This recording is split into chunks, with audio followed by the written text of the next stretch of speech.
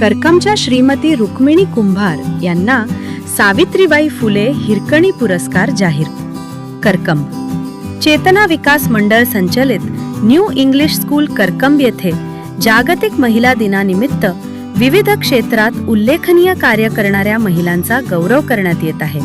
यामध्ये करकम येथील श्रीमती रुक्मिणी दिवाकर कुंभार यांना त्यांच्या सामाजिक कार्याची दखल घेऊन सावित्रीबाई फुले हिरकणी पुरस्कार देऊन सन्मानित करण्यात येणार आहे.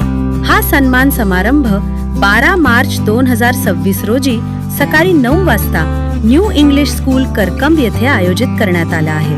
कार्यक्रमास श्रीमती रुक्मिणी कुंभार यांनी कुटुंबियांसह उपस्थित राहावे असे आवाहन शाळेच्या वतीने करण्यात आले आहे.